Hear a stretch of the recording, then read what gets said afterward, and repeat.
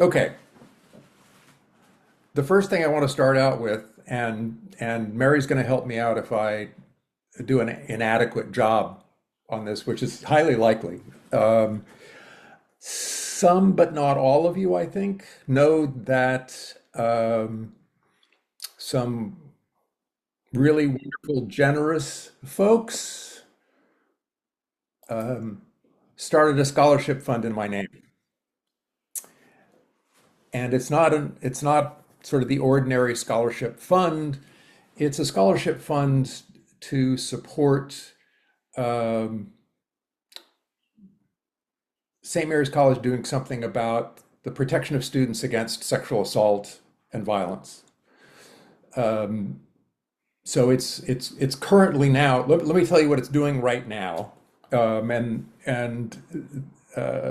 this is working with folks at Bavo and folks who are in the Title IX office. They've already run a couple of events where they distributed private security devices, if you know what those are, alarms, security alarms, so that if you're and they had done focus groups. I It was last year. They did focus groups last year, and students overwhelmingly picked one of the types.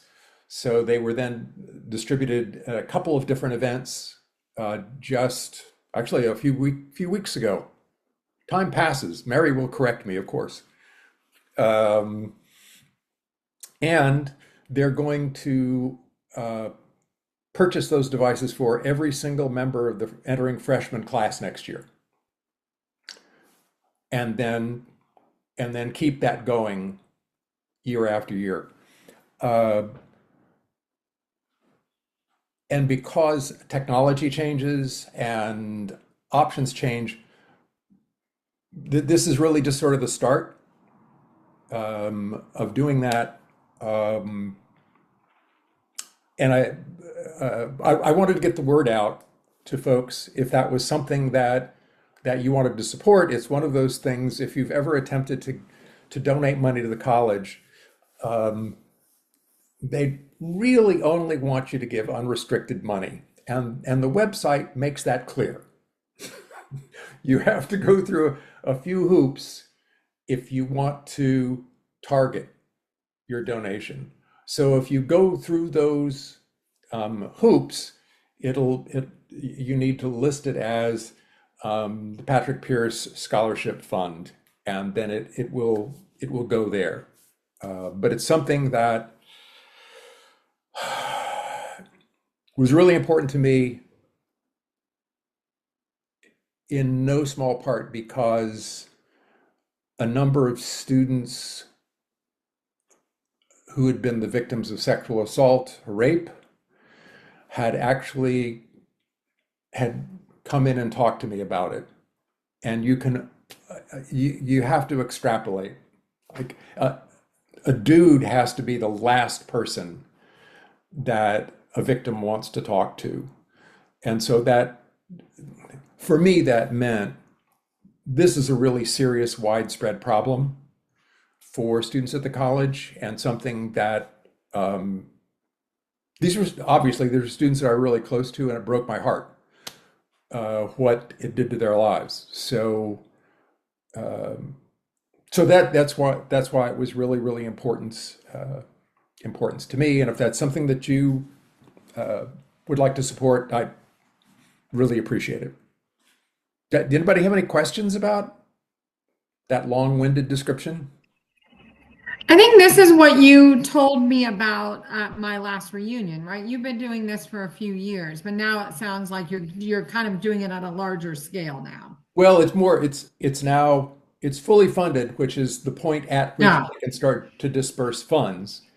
Uh, I guess the point that I wanted to make at this point is that it would be good to keep it growing so that there are more options again as new things become available, as new opportunities arise, then they can move in that direction. So this is really just sort of, and also an awful lot of people we haven't been able to get in touch with.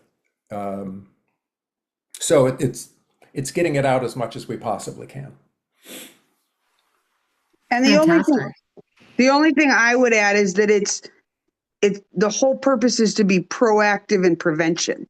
I mean, the college does a lot to do support after the fact, but this is the first sort of program in place they have for prevention. Yeah. And that's the whole purpose. So the Yeah. more money that we have in the scholarship, the more money we can spend for preventative measures. How do we find it to donate and also get siblings who are also and family to donate?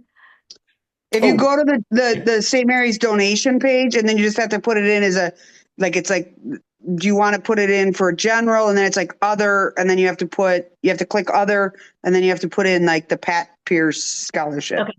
I was looking at that and I didn't see, so you have to manually Yeah, no, type. it's not an option. Yeah. You have to write it in. Yeah, okay, No. all right. As I said, they do everything they possibly can to make it difficult to target your donation. Yeah. It's what that office does. It's not just directed at this, it's everything, which is why that website looks the way that it does. Mm-hmm. Yeah, no, I get it. That's what apps say. Yeah. No, it was great. So And the last thing I want to say, Pat, is you're underselling yourself. Pat's been working on this for like 20 years. He's making it sound like somebody else did all the work, but Pat has really done so much work. And I'm not joking when I say it, for 20 years. So that's all. it's been a long road, but I don't care. It comes to fruition, and it's coming to fruition. No, my point wasn't that. My point was thank you for your efforts. Yeah, and then it's preventative too, and then all students. I really love that idea that it's you're working towards supporting all students. So fantastic. Okay, y'all ready to go? Okay, we're going to take a fair amount of time on Ronald Reagan. Most of you, I think, know that for the longest time when I started teaching in 1981, where you get the beginning of Reagan's time in office. And over time, it became clear that I had to modify a number of parts of my courses because things just changed dramatically during the Reagan administration. It's what historians refer to as a watershed. There's a famous article that I cited in my dissertation called Watersheds in American Political History, where things just change dramatically at a particular point in time. Well, students had to listen to me talk about this over and over and over. And I can't remember who it was, but somebody suggested I just do a course on Ronald Reagan, which was an excellent suggestion, really good advice. And I taught that course a couple of times. And so, did anybody here take that class? I don't think so. Okay.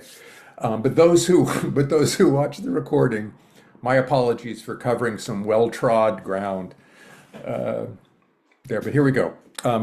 So what we're going to do this evening is to take a look at Reagan's path to the election victory in 1980, defeating Jimmy Carter. Okay. The obvious stuff. Ronald Reagan was sort of I saw one thing that described him as the poor man's Jimmy Stewart. So he wasn't getting those kind of roles because, frankly, he wasn't that great an actor. Jimmy Stewart's a great actor. Um, Largely minor roles. Uh, my favorite is Bonzo Goes to College. Look it up, you'll enjoy it. Um, it's Reagan doing comedy. Most of what he's really known for is his work on TV. So he was the host of Death Valley Days, which I remember watching as a kid. It's a prominent series, a lot of viewership, so he gets lots of exposure. He gets to play host. And he also shills for General Electric. There's a series called General Electric Theater, and he's the host. And as part of his work as a host, he delivers essentially PR messages or advertising messages for General Electric. He's spokesman for a very, very large corporation. And that's one of the important things to know about Ronald Reagan. He just has lots of ties to corporate America. One of the things that he did was serve as, he had a couple of terms as the president of the Screen Actors Guild. It's a union, y'all. If you try to put together the Ronald Reagan that you might know about with the head of a union, that might cause you some puzzlement. Well, he actually used that position to protect Motion Picture Guild, the corporation that was going to be regulated, and he helped protect them against that regulation. He also, as president of Screen Actors Guild, cooperated with the House Un-American Activities Committee, which was hunting down commies. And he also was an informant to the FBI, giving them names of suspected communists in the motion picture industry. He did go through a kind of, I don't know what you would call it, political evolution, but I guess a sort of political evolution. He really started out as more leftist, more liberal, and to the end of his life, he thought of himself, he would quote FDR all the time. Big fan of FDR. But there's also a change that occurs. As the change occurs, he also, it's hard for me to put these two things together. I don't know how you can be a fan of both FDR and Calvin Coolidge. For the historian buffs among you, that is the oddest couple you can possibly imagine. But I think when we start going to really the topic that y'all brought up at the end last time, about the crucial thing maybe not being policies or lots of other things, but rather the image and personal traits of the leader. That maybe that's what's important. And even there, it's hard to put Coolidge and FDR together, but maybe. His second wife, Nancy Reagan, is way out there on the right. Okay? And after they get married, he really starts moving off to the right and becomes a cheerleader, embraces Barry Goldwater in 1964. I'm going to put a few sort of pieces of information together here. Goldwater gets absolutely trounced by LBJ in 1964. Huge, huge landslide. That landslide resulted from, there's actually a famous political ad. Are you familiar with the Daisy commercial? It's the feel, and it played to folks' fears that Barry Goldwater would use nuclear weapons to resolve the Vietnam War. Um, so it's a cute little blonde girl in a field, and she has a daisy, and she's plucking petals off. And it's it's the old he loves me not thing, but instead it's a countdown to a nuclear holocaust. And the screen just explodes with this nuclear.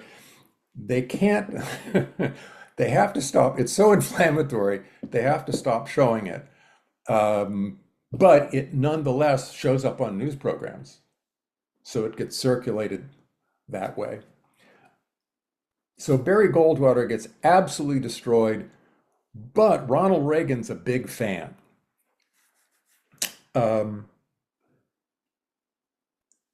In support of his campaign, I'm not even going to try to show you an excerpt, but you can take a look. You can take a look, I think. At the very least, you can get the text online. He provides a filmed speech called A Time for Choosing. If you look at, I sort of watched the thing through, it's vintage Reagan.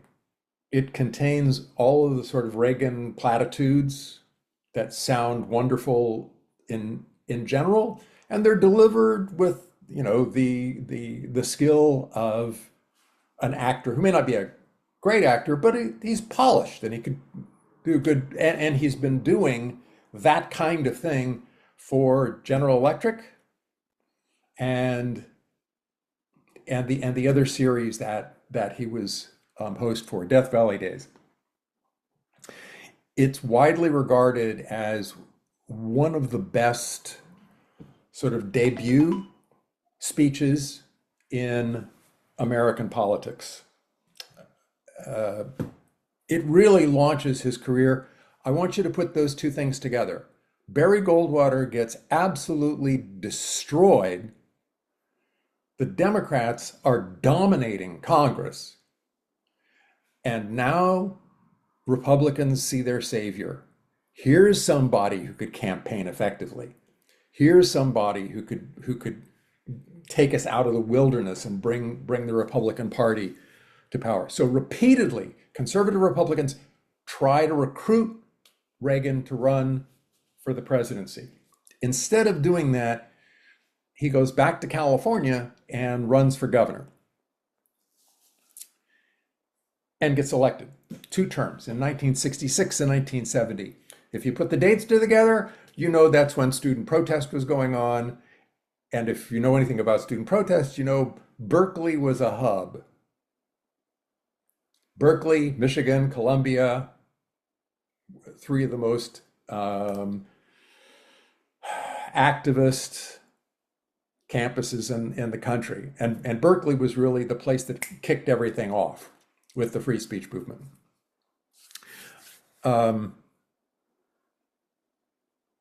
California has a weak governor's system. It's a strong legislature. It's a really,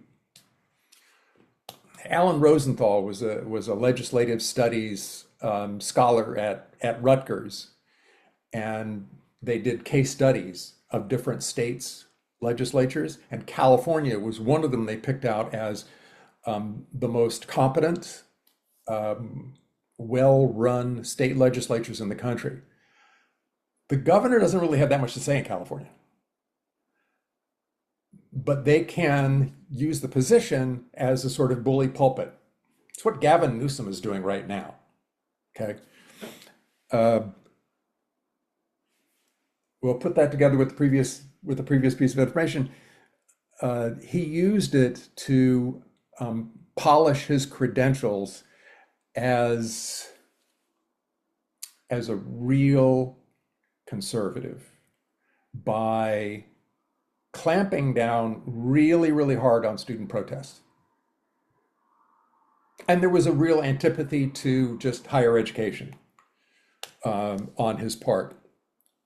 So I just want to pick one of these out to give you a little bit of the flavor of how he dealt with student protest. There was an area on the campus of Berkeley owned by the university that they were they were planning on developing it into athletic facilities and dormitories. The students wanted it retained as a park, called it People's Park. So now you know what to Google up if you want to look for this. It's going to be the People's Park. There was a protest about that, and then one of the protesters said something like, "Let's go take the park." They all marched down to the park. Some of the protest did become more violent. It wasn't completely peaceful. What Reagan did right away was to haul out about 3,000 National Guardsmen from, I believe, a couple of times ago. I wanted to make the point, the National Guard they're not trained to use weapons in that kind of situation. And so it's fraught with risk. Whenever you call the National Guard out to quell a riot or quell a demonstration, that's problematic. They're just not trained. They're not trained to do that. The troops unleashed tear gas and violence sort of pretty indiscriminately. Anytime they found a couple of folks sort of standing together, they nailed them with tear gas. The Berkeley City Council condemned Reagan calling out the National Guard by a vote of 8-0. He's getting all of this criticism. This is exactly what someone with Reagan's ambitions actually kind of relishes, because it gives him an opportunity to say something strong. Okay? So here's a direct quotation from Ronald Reagan. Quote, "If it takes a bloodbath, let's get it over with. No more appeasement." That's how you're responding to it. That just continued to accelerate demands on the part of, or requests on the part of lots of conservative Republicans to get Ronald Reagan to run.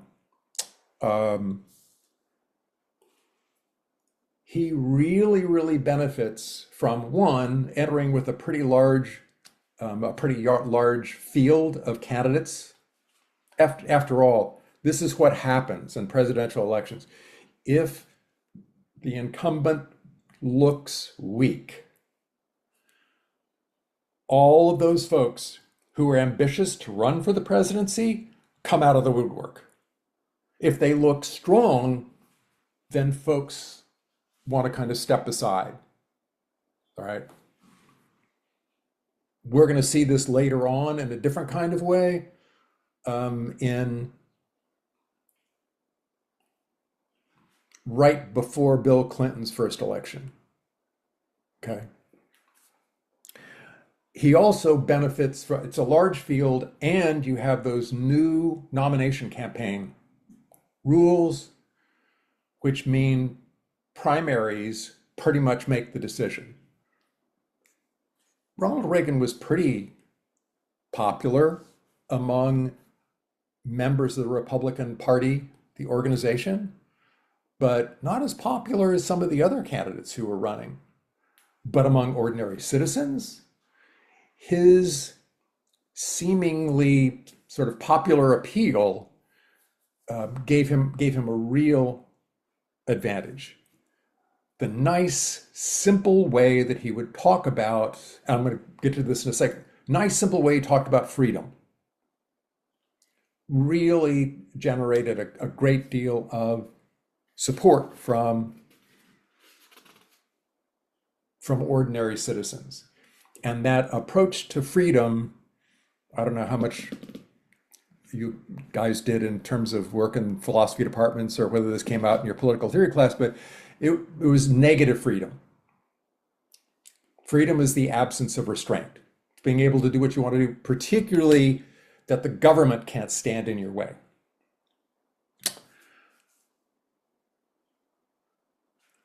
I'm going to throw this out there, and this doesn't have as firm a basis of evidence as what Nixon did with respect to Vietnam, if you all remember that.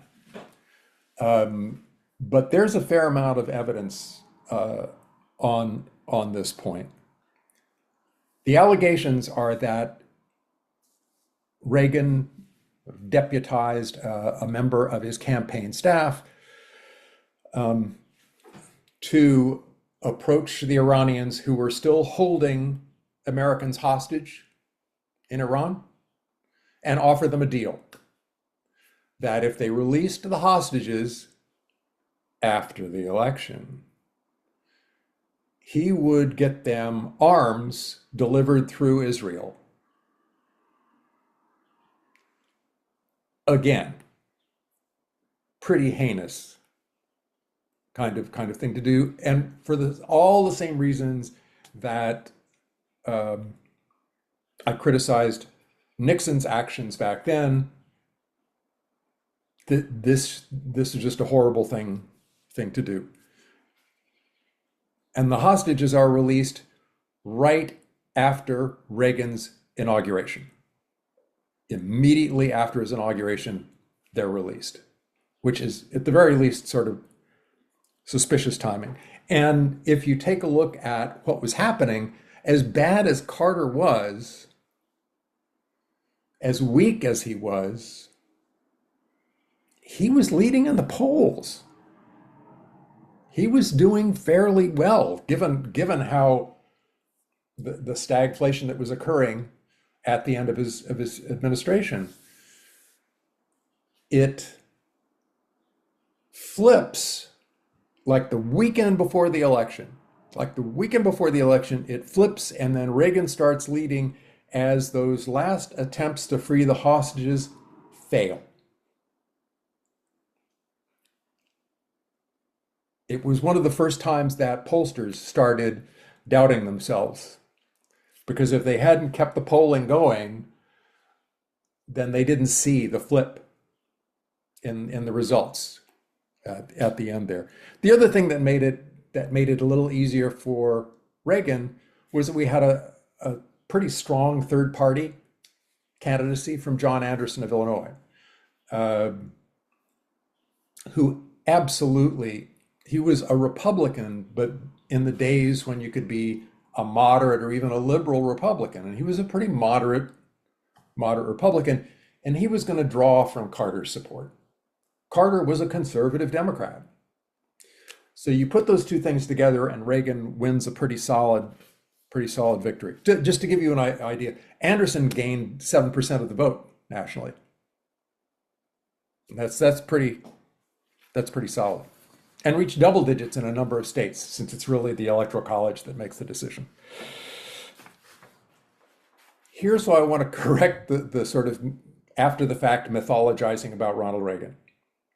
Going into that election, even his supporters, their support was pretty lukewarm. They saw Barry Goldwater in Ronald Reagan. They were worried about Reagan's recklessness in talking about the use of military force, his recklessness in talking about nuclear weapons. He was certainly seen as really extreme. And it's not as though the country had moved to the right as a rejection of Jimmy Carter. For one thing, Jimmy Carter was no liberal, okay? For another, there was no sort of movement even beyond that. The other thing about the extremism, this is a famous line that came out during the course of the debates on the Republican side. George Herbert Walker Bush referred to Reagan's economic plan, which was the Kemp-Roth tax bill, comes in later, as, quote, voodoo economics. A member of your own party has characterized your main policy plank as voodoo economics that couldn't work.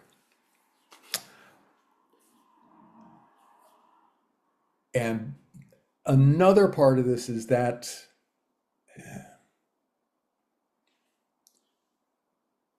Reagan was no supporter of civil rights. He opposed both the Civil Rights Act of 1964 and the Voting Rights Act of 1965. The only change that occurs, those are pretty extreme positions for any politician not in the Deep South. Okay? What he does later on that doesn't look quite as racist is that he shifts it and starts talking about affirmative action, the ills of affirmative action and quotas. But the same sort of racist impulses are underlying both of those. Okay. Similarly to the way that Carter wanted to present his presidency as an alternative to the corrupt Nixon presidency, Reagan wanted to present his presidency as a reaction against the humble, aw shucks, let's tighten our belts and conserve energy of Jimmy Carter. Reagan wanted to opulence became the theme. Nancy became known as Queen Nancy for her inaugural outfit, and this is in 1981 dollars, $25,000.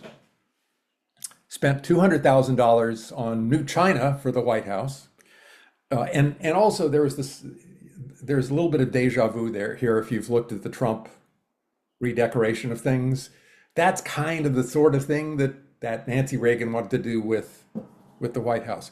It's celebrating the greatness of the United States in those terms. That we can afford to be opulent.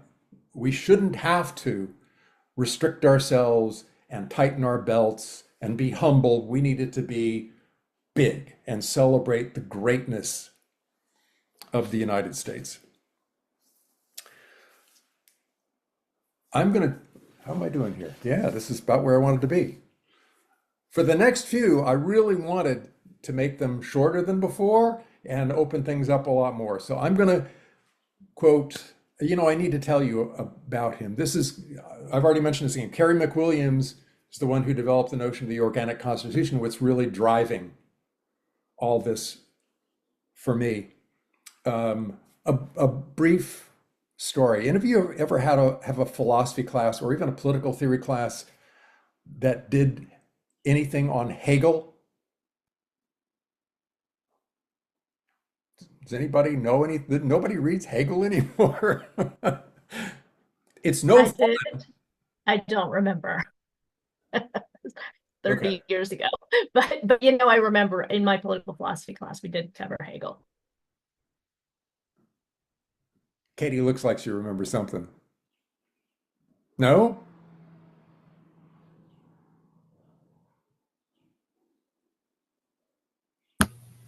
I do. Like, I know we studied it, but I don't recall it off. Yeah. It's eminently forgettable. In part because it's amazingly abstract. If you remember, because I know you did all read Marx talks about he was going to flip Hegel on his head. Okay?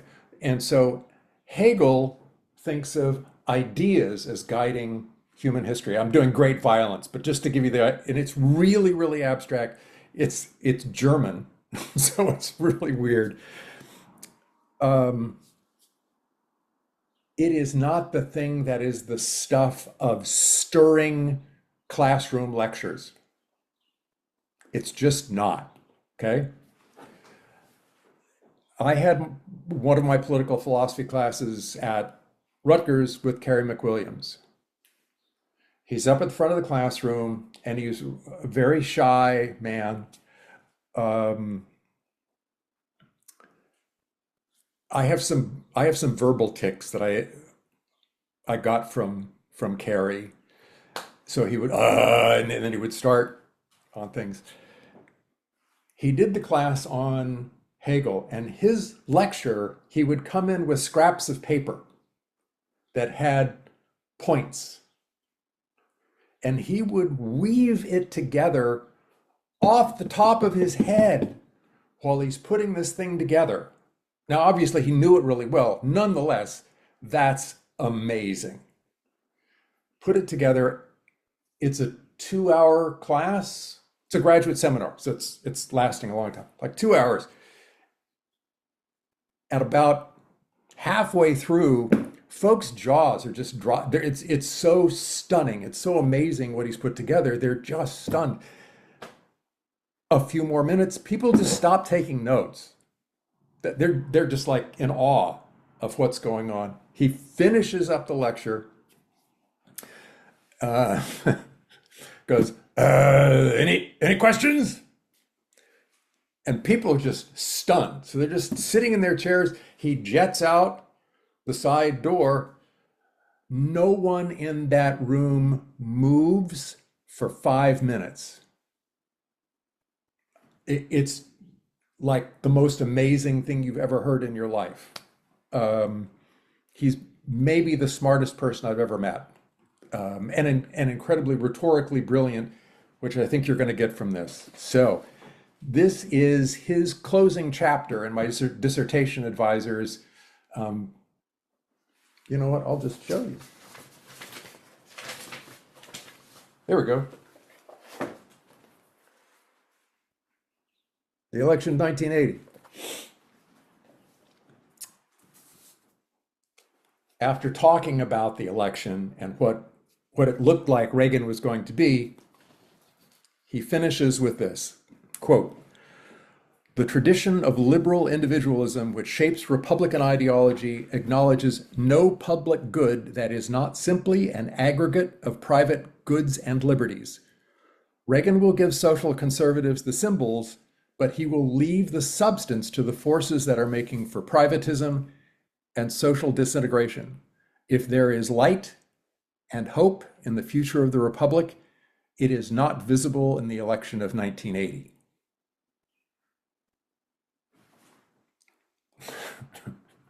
I know you're going, I kind of feel like that now, but that was how folks felt then. Okay, so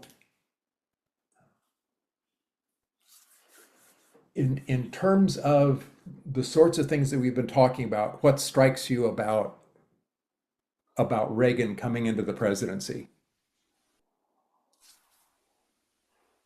I think what I find so fascinating, everything you're saying, you could almost everything. You could take the name Reagan out and put Trump in, and you can make an argument that he's pulling this playbook directly from Reagan in 1980, including the opulence. I mean, look at what he's doing with this Yeah. stupid airplane and all this stuff, right?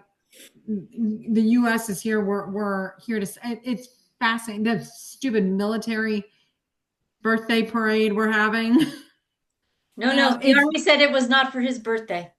They said that today. No, it's for the Very clear. military's. It's for the military's birthday. Yeah. I'm going to throw in another thing here. An awful lot of people who served in the Nixon administration worked with Reagan. So you can even go back a little bit. You can go in both directions and find some, not perfect, but you can find some continuity. So does this just show us again and again how secular and how we as humans just don't ever like we're like a rat in a cage. We just don't quite ever learn. We just keep going and What a flattering think image. we're gonna make progress, but we're never actually going anywhere. Or conversely, to the same kind of point, it's exactly that adage that those who do not learn their history are doomed to repeat it, right? Right. It is, everything is cyclical, but we're repeating it because the generations now are not as well versed in what happened in 1980, or they have a really bastardized idea because it's been so convoluted to what actually happened, to what they perceive happened, Yeah. Yeah, right? well, I want to remind you all, I mean, I'm doing the demythologizing, but it's not as though the mythology isn't out there. So, and you know what? You have to be willing to listen to it and believe it. Well, Yeah, but here's the I deal. think the Here's the deal. mythology is what has kind of endured on Reagan. Yeah. Well, it's broader than that. Just for giggles, sometime take a look at scholars' rating of presidents. Now, mind you, oh God, don't out me to anybody in the history department. But those are often using historians and not political scientists. And to be honest, the scholarship on the presidency is pretty weak. But Reagan rates pretty highly. Those aren't ordinary citizens. Those are folks who study the office, and they certainly find things that they regard as presidential, and the kind of and this came out last in the last session we did. They look like leadership, and they certainly look like leadership in comparison to Jimmy Carter, who really didn't connect with other human beings. He didn't connect with members of his own party. Um, he wanted to say what he knew was right and have people go along with it. And this was an entirely different kind of leadership, and it didn't simply strike a resonant chord with ordinary citizens at that point in time, but even sort of scholars who'd study the presidency, they would see it in that way. Yeah. Even if they disagreed with the substance of the policies, they would nonetheless give him credit as a leader. Again, particularly in contrast to Jimmy Carter. And it's probably hard to get a sense of the sense of hopelessness that existed at the end of Carter's administration. Again, we went over that a lot last time. You know, the hostages are being held in Iran. OPEC is setting up embargoes on our oil supply.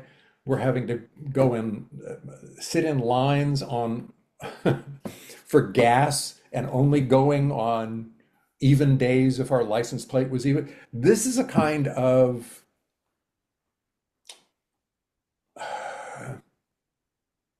humbling experience that folks really weren't fans of. Again, part of what I was doing tonight, what I was trying to do tonight, was to say, if there was a presidential election that at the time of the election was regarded as having two immensely flawed candidates, 1980 was it.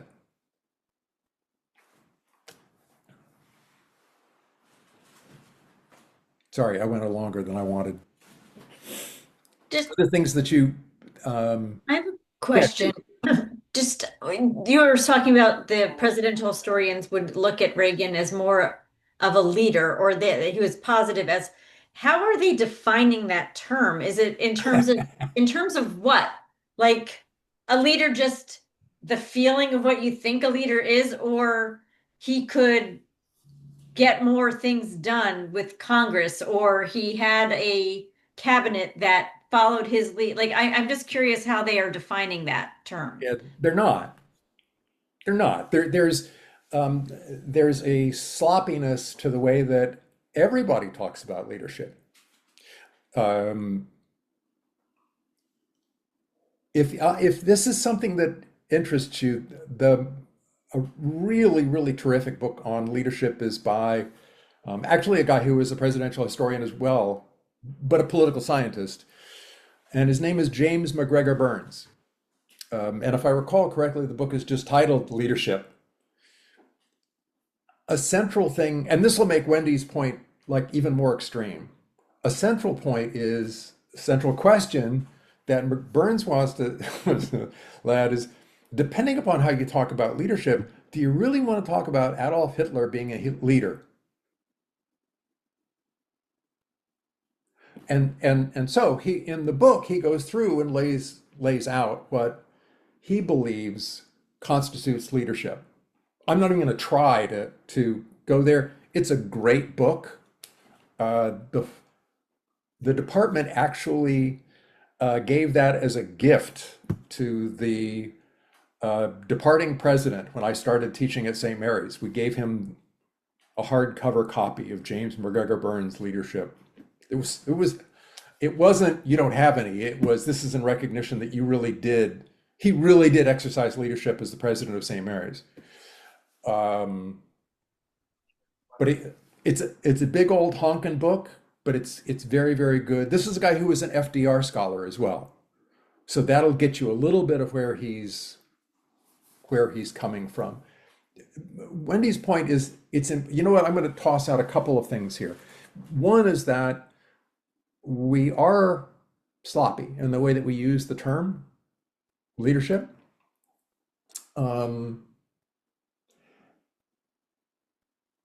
And certainly us, folks who are better educated, who are going to take more things into account, will have different criteria in mind than ordinary citizens, right? They're not going to pay attention to some of the things that we're going to pay attention to. And to get folks thinking about the central questions that I wanted us to get to on the organic constitution, we've been a little sloppy in the way we talked about trust in government. It is exactly what do you mean by trust in government? Are you talking about trust in our political system, the way that it's structured, that it's going to provide us with legitimate kinds of outcomes? How closely is it tied to the substance of the outcomes? There really is any important political concept is fuzzy like that. But that doesn't mean we can't try to be a little more specific about what we mean. At the same time, we recognize that in democratic contexts, we have to be aware that ordinary citizens are not going to use the same criteria we do. Okay. Kat, you're I'm ready to jump in thinking, there. Go. yeah. I had two things, and then I had a third thought that kind Okay. of ties them together. So, um, I guess the overarching thought is that leadership also has to do with who you surround yourself with and who you're listening to, like Congress people with their staffers and stuff like that. And so, thinking about his success getting elected, obviously relied very heavily on personal traits. Did he know that he was being that strategic, or were there people telling him that that was the good strategy, or was he just kind of going off and thinking that's what would work? And then to follow that, how did things change so much from 1980 to 1984? Like, how did he get the elites on board? If you've got HW calling his Hmm. stuff voodoo economics and then on the ticket with him the next. Yeah, Um, yeah, yeah. No, those are great. So in terms of the degree to which he thought this through, it it's who he was. I mean, he didn't. he was not consumed by self-doubt. You get it? I'm being um, he was very, very confident. He didn't think a lot about those sorts of things. In the same way that, Trump, a number of you, I've already Gonna say made this something point. familiar. He's no evil genius. It's who he is, and he just does it. And there's no thought to it. There's no strategy.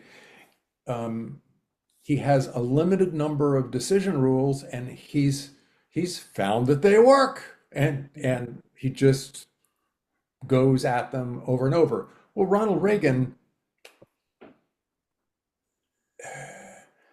had confidence. It then had an impact on how he presented himself to voters, and he didn't doubt himself when there was any kind of criticism. I mean, you get the criticism for hauling out the National Guards, and they opened fire on folks. Um, there was one young person who was killed. Um, Tear gas I all guess over then the maybe place. maybe that kind of answers then my question about how things changed over that next 4 years, is it was that confidence and they saw the value and how confident he was and how that appealed to voters. So they figured, well, we should maybe get on And board he with this. and he did um, unlike Carter, he did manage to work pretty effectively with Congress, and part of it was Carter would just get annoyed at members of Congress when they disagreed with him. He'd just get annoyed with them. He couldn't really work with them at all. Reagan had a friendship with Tip O'Neill, who was the Democratic Speaker of the House. And so that's the basis of getting some kind of negotiation or compromise, is you don't treat people the way that Jimmy Carter did. Instead, you get along with them just fine. And when you have disagreements, they're not they don't go nuclear. They're disagreements, and we can keep talking about it. And so he enjoyed a certain amount of success. His approval ratings, well, so he was doing well with the public. Okay. He was doing well with Congress. The two things were related. Um, but it wasn't planned. It's who he was. In a lot of these cases, folks are just fit for a particular point in time in a particular context. Mhm. Right? In the same sense that Jimmy Carter was perfectly suited to follow Richard Nixon. I know I'm jumping over Gerald Ford, but Gerald Ford was irrelevant. The reference was to Nixon. Okay. Jimmy Carter was perfectly suited to that time in that context. Ronald Reagan, perfectly suited to coming after Jimmy Carter. He was like the anti-Jimmy Carter. Not, don't take that too far, but in terms that were important for leadership and for folks approving of his presidency, working with a whole bunch of things, he was like the exact opposite of Carter, and things were so disheartening at that point in time. Folks welcomed that change. If you want to get another sense of how the whole zeitgeist got taken over by this, um, Google up the 1984 Olympics in Los Angeles. They were an amazing spectacle, an absolutely amazing spectacle, and it was Mary Lou designed. Retton. Pardon? Mary Lou Retton. That was the Mary Lou Retton Olympics. Um, it's the celebrations, the opening ceremonies, and all the sort of hoopla around the Olympics. They wanted it to be like the biggest, baddest Olympics they could possibly have. And it fit perfectly. And if I have this right, uh, they made sure that they had complete private funding so they didn't go into debt. There was a lot of that. Instead of doing things with government, everything got done in the private sector. And we're going to see that a lot as we move into the next couple of things. So I'm sorry, I'm not going to do the math. How old were you guys in the 1980s? I mean, I was old enough I remember when Reagan was elected, I was in fourth or fifth grade. Okay, So old enough to remember. Like I said, I remember the 84 Olympics very well. okay. So I was more cognizant. It was almost high school by then. So, I was gonna say I was 5 in 81, so oh, I don't remember. It Yeah, wasn't top of mind at that point. I was, kindergarten and just yeah. trying to learn to read. I I was mean, seven, but I do remember thinking, like, I kind of in my mind had, if I channel my 7-year-old self, kind of put Reagan and Walt Disney in the same category of like this Hmm. grandfatherly, I didn't know any better. Wow. I also grew up in a town that was heavily dependent on um, defense, on the Defense Hmm. Department and Cold War, and everyone around. My dad was a rocket scientist. I mean, was an engineer, worked on with the Army on missiles. So the whole community was really focused on, I think, um, on the language that Reagan was using, Hmm. that was very strong against, Yeah. the Soviet Union. Anyway, but as a 7-year-old, it was the pageantry of it that I remember. And later on, towards the end of his, I guess, second term, Nancy Reagan indoctrinating us about, say no to drugs. Yeah, So yeah, yeah. That was a yeah, highlight. Here's yeah. Paula, you're gonna like this because one of the coincidences is that both Walt Disney and Ronald Reagan were both fiercely anti-communist and cooperated a lot um, with those forces. You made another point there that I wanted to jump on. What was the other thing you? Oh, pageantry, defense. I don't know. Cold War. Cold War. No. He had, well, I guess maybe the other thing is his personality, like just his Oh, I know. I go know. ahead.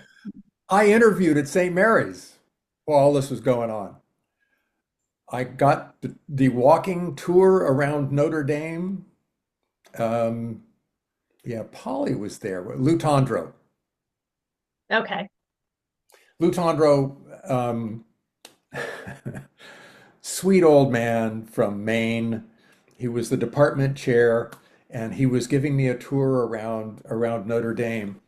And a banner, it's a huge sheet, had been unfurled out a window of one of the dorms at Notre Dame with Reagan's No Pagan on it.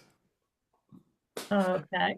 Um, um, yeah. I have a question.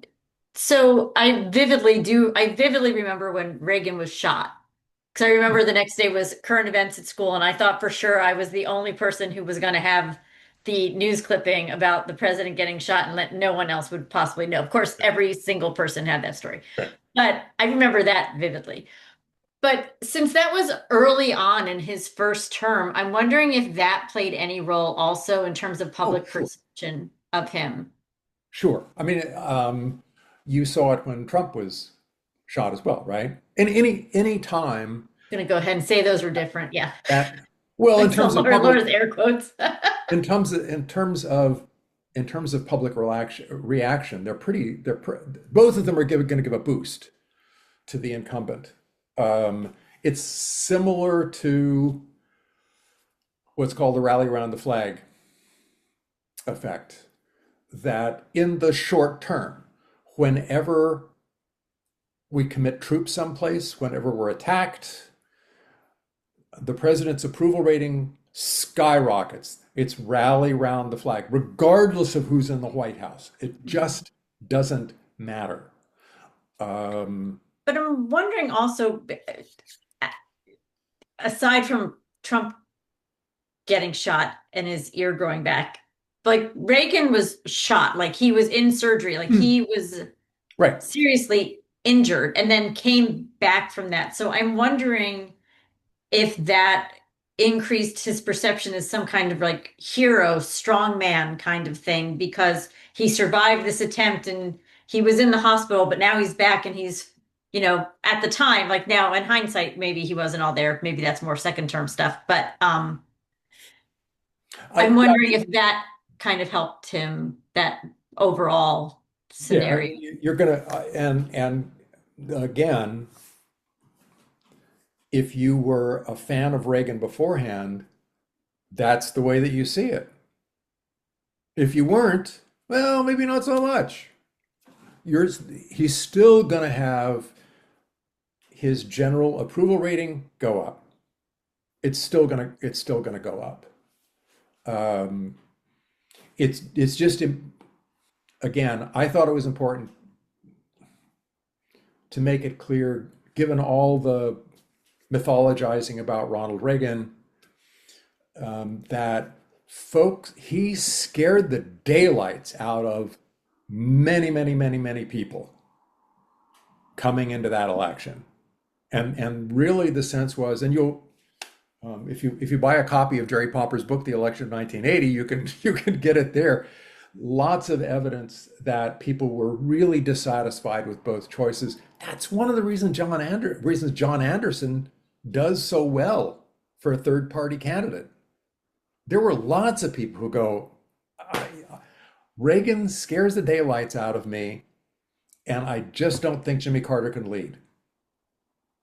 John Anderson seems to be a reasonable, decent sort of person who might be able to get stuff done. At the very least, I can consider it a protest vote against those two. And because I find those two so distasteful, I'm okay just casting a protest vote. So you get, I can't remember the states. Connecticut was one of them where Anderson got into double digits. But there were, I don't know, 5 or 6 states where Anderson reached double digits. And the point there is,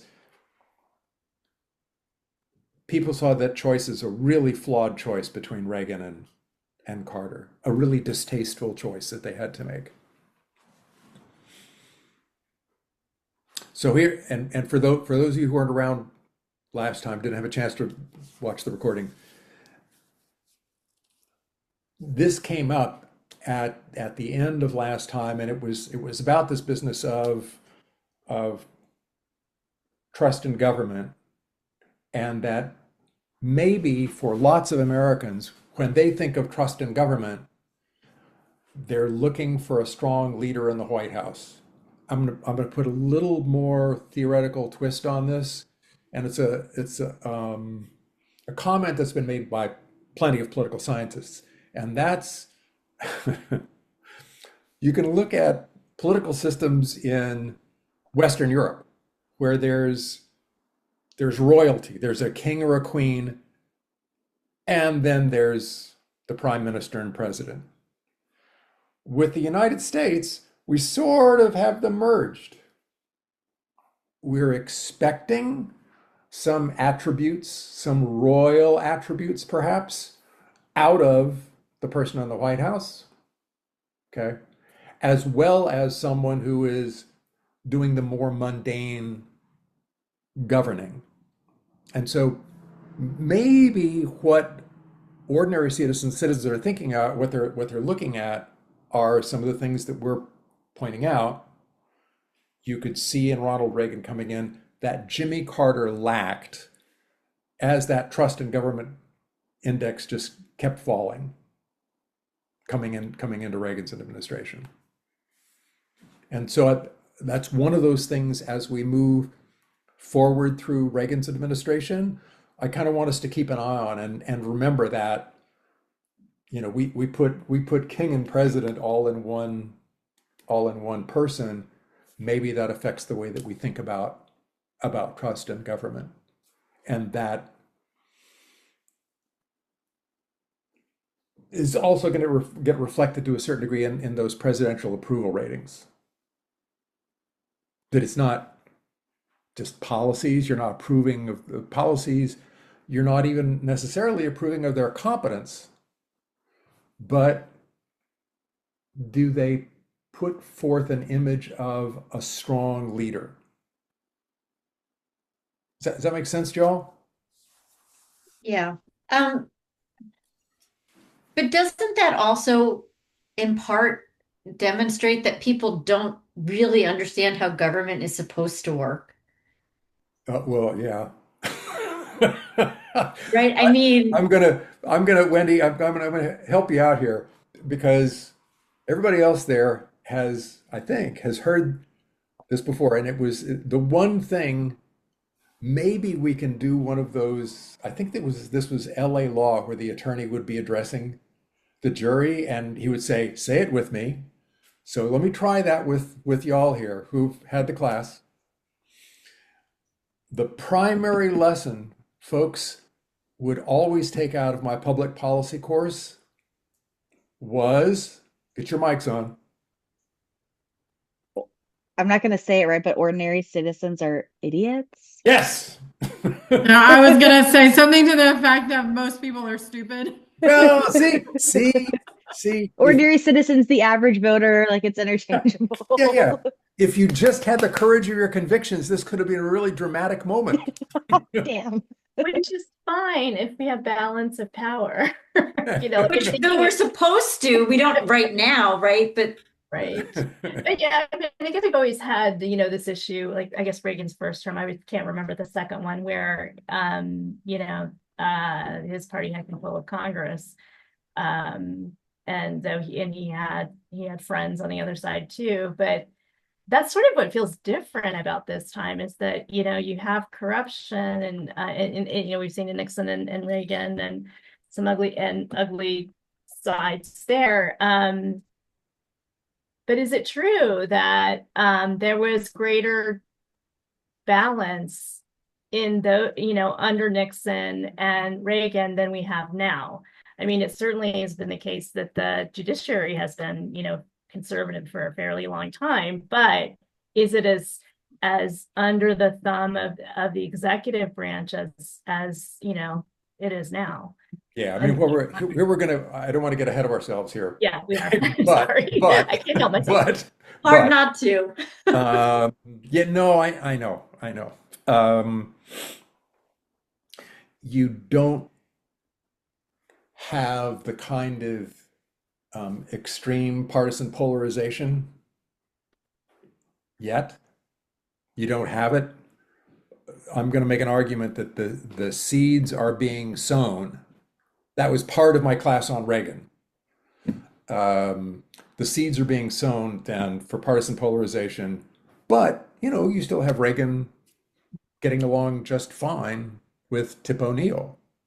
I mean, I don't want to jump ahead here, but that really came to fruition with Newt Gingrich, right? That Newt Gingrich is another key figure. Sorry, I didn't mean to cut you off. I apologize.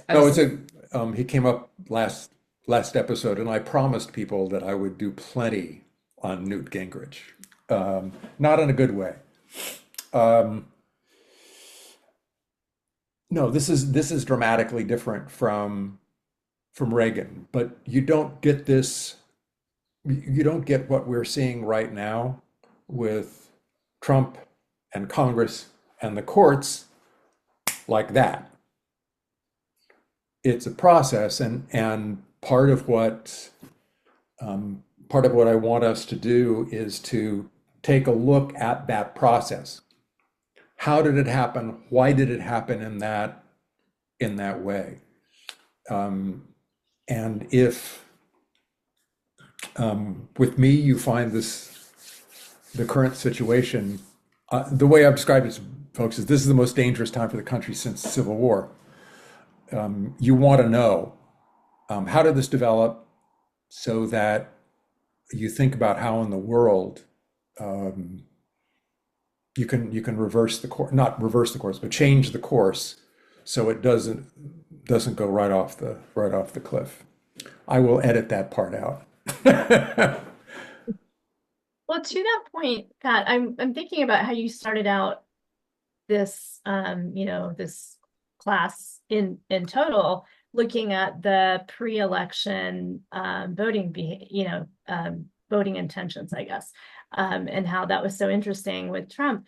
With Reagan, do you have a sense of, were those same factors sort of laying out the same way in that transition, in this period before Carter was elected, during the campaign? Were we seeing similar things? In terms of voters, Yeah, in terms of voters, how they planned to vote, and those levers that that influenced how they intended to vote. So I forget exactly all of them, but the character and trust in government and all of yeah, those yeah, yeah. things. Um,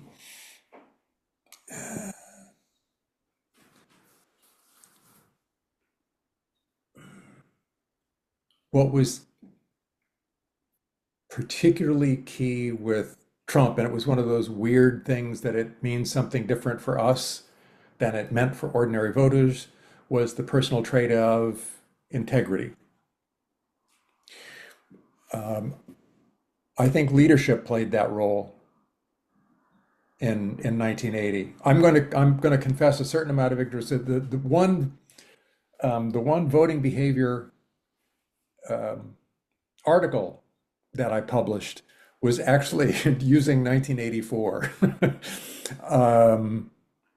But it did highlight the importance of personal traits and say the issues just didn't matter, even for the most sophisticated voters.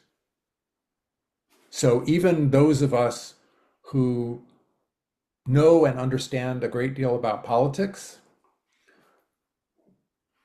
it's largely personal traits that guide our vote.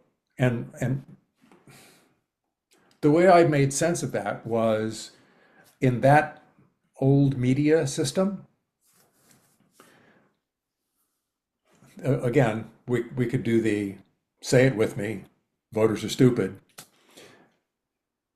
If you're a journalist and you want people to read your article, you don't write it about convoluted policy matters. You write it about something that ordinary citizens can relate to, like personal traits. So even if you wanted to use policy information in your vote, you would find it difficult to use it because it wasn't as available as all of the information that would show up in newspapers, television programs on their personal traits. I mean, we still have that problem now, Yeah, yeah, yeah. right? Because if it doesn't fit on a crayon, or if I can't read it easily on my phone, then Well, there's still actually, Wendy. I mean, the important thing continues to be these are businesses, right. and so there. If you're going to make a profit, then your message, your program has to be suitable for your audience. And if they're not interested in anything that's policy related, and then it's not going to work. And this, They're going to play to emotions to get that engagement that they yeah, need to make the money because they're business. And yeah, You, yeah, you hit a pet peeve of mine, that's all. In my work, I do healthcare policy, and sometimes you get asked like, hey, can you drill down this 1,500 page regulation? So, yeah, and you cut it down to three and you're told, oh, that's not short enough. I'm yeah, like, well, it's a 1,000 page regulation. Sometimes things are complicated and it needs to have more words, right? So this is just a pet peeve of mine from stemming from work. So I apologize, but you yeah. kind of hit No, that nerve. and I mean, I think we had a conversation last time about increasingly, even when you're talking to office holders right now, they're not interested. And they are ones who actually should be interested because all that they're dealing with is actual, policy. They're less competent. They have less competent staff than they used to, and so they don't want that. They don't want that information. They're not going to read it.